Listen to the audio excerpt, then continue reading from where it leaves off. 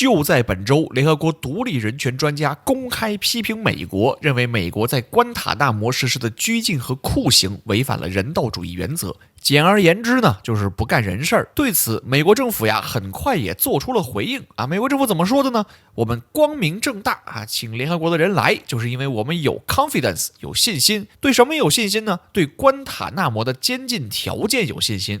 在这里坐牢绝对是 humane 人道的，并且反映了美国对人权的尊重和保护。 respect 就是尊重， protection 是保护。在古巴这样一个糟糕的地方美军占了一块军事基地，传播爱与和平，让被拘禁的恐怖分子能呼吸到自由香甜的空气，实在是大恩大德。 Ms. Fionnuala Nguyen, following the conclusion of her technical visit to the United States and the detention facility at the U.S. Naval Station Guantanamo Bay, Cuba.The special rapporteurs, as you know, are independent experts who are appointed by the Human Rights Council. 今天要做报告的独立人权专家叫倪一兰，他是联合国人权理事会任命的，在打击恐怖主义过程中增进和保护人权与基本自由问题特别报告员。他是一位爱尔兰的人权法学者和律师，目前在美国的明尼苏达大学做教授对，就是刘强东去的那个明尼苏达。 This visit marks the first official visit by a UN expert to the site. 关塔那摩呢，位于古巴，自19世纪美西战争后一直被美国控制，后来以永久租赁的形式就待着不走了。当然也留下了很多国际法问题尤其是古巴这不革命了嘛，一直呢希望收回。自2001年911事件以后，美国把一些恐怖分子嫌疑人关押在关塔那摩。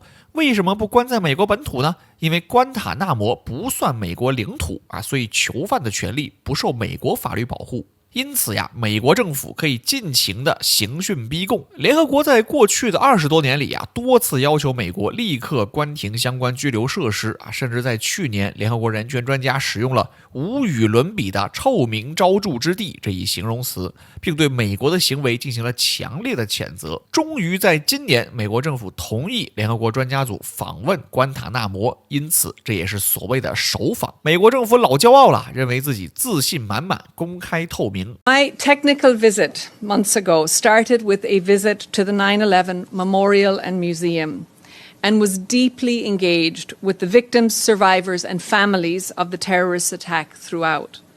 I find unequivocally that the 9/11 terrorist attacks constituted a crime against humanity.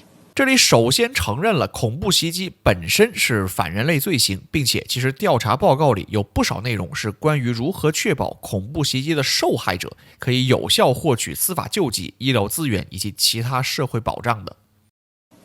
But I find that the single most significant barrier to fulfilling the rights of victims and survivors was the use of torture.Torture was a betrayal of the rights of the victims of the 9/11 attacks. The U.S. government must urgently provide judicial resolution, apology, and guarantees of non-repetition. 报告里介绍了酷刑的内容包括水刑、睡眠剥夺扇耳光、拳打脚踢，甚至是包括肛门插入在内的性暴力。I want to acknowledge that there has been significant improvements made to the conditions of confinement at the Guantanamo Bay detention facility. That said, I still have serious concerns about the continued detention of now 30 men still there and the persistent arbitrariness that pervades their day-to-day existence. My report details structural shortcomings and systematic arbitrariness, including in training, operating procedures, and the fulfillment of detainees' rights to healthcare, family counsel, and to justice. The report sets out in detail how such arbitrariness brings about deep insecurity, suffering, and anxiety to all detainees without exception. I observe that after 2 decades of custody, the suffering of those detained is profound and it's ongoing.Every single detainee I met with lives with the unrelenting harms that follow from systematic practices of rendition, torture, and arbitrary detention. 这里主要是人权专家提出具体后续建议，当然是否能执行呢？不好说。不过现在其实也就剩20-30个囚犯了，对美国政府来说，关停也确有可能，搞不好拜登更骄傲了。And finally, I call on the US government to provide effective remedies and redress for these men, including fair and adequate compensation and as full a rehabilitation for torture as is possible for those who were previously detained at Guantanamo, which is a direct correlation to the obligation to prevent and remedy torture.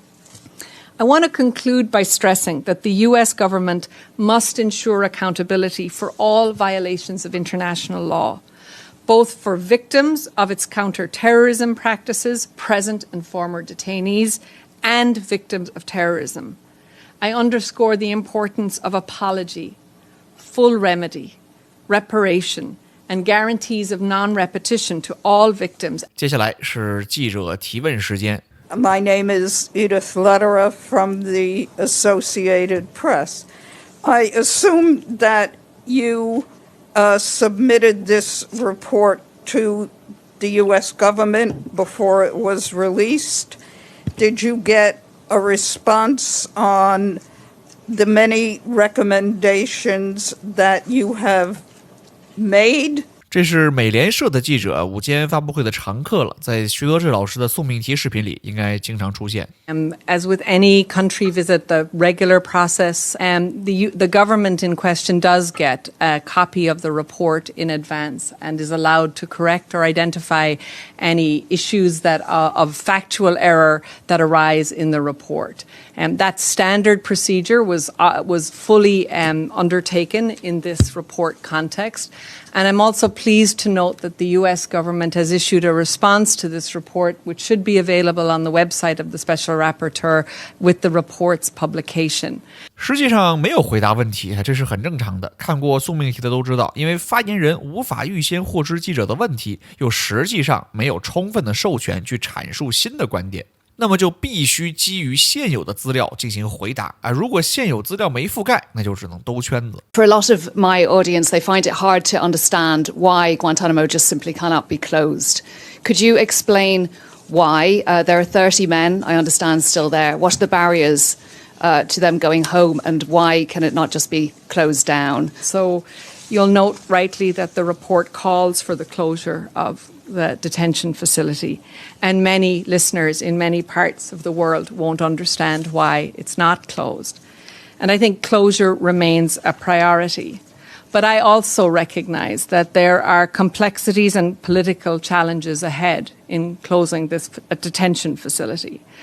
I think that doesn't mean that we can't act, the US must act responsibly and urgently to address the current conditions of confinement. This report is very clear on its finding. It's also very clear on the obligations and the recommendations made. And many of these things are imminently doable. 记者问：“那为啥不干脆关了呢？”报告员的意思是：“我也想关呐，但是如果实在暂时关不了，麻烦呀，美国政府也不要搞得那么离谱。” So how much do you think maintaining those facilities affect the credibility of the United States when it champions human rights issues around the world? 这是阿拉伯新闻的记者，沙特的媒体，我感觉他的内心在狂笑啊。不过呢，可能更适合丢给美国国务院的发言人。I welcome that because it matters that states take responsibility for their serious violations of international law. It matters that UN special experts, human rights experts, have access to even the most high secure places. If one state creates an exceptional zone, then every state can create an exceptional zone. And the fundamental point of this visit is de-exceptionalization. 虽然没有直接回答问题，但这句话倒是很有意思啊！即使是美国违反国际法，也需要承担责任；即使是美国，也不应该成为例外。既然美国都不是例外的，其他国家更不可能是例外了。记者提问基本结束，也就进入到我们例行的私货环节。这一次的报告总共23页，干货很多。其中一个有趣的地方是记录了美国对关塔那摩问题的辩护。美国政府的立场是，这种拘留是合法的，因为美国一直在和基地组织处于武装冲突的状态，所以可以根据我们之前讲过的战争法，合法将战俘拘禁至战争结束。但这个对战争法的理解是非常歪曲的。首先，美国未能证明被拘禁者是基地组织的人，事实上，绝大多数人到释放都没被定罪。其次，以战争状态为由，也不能无限期拘禁，更不能虐待战俘。最后即使是拘禁，也必须有合理合法的流程。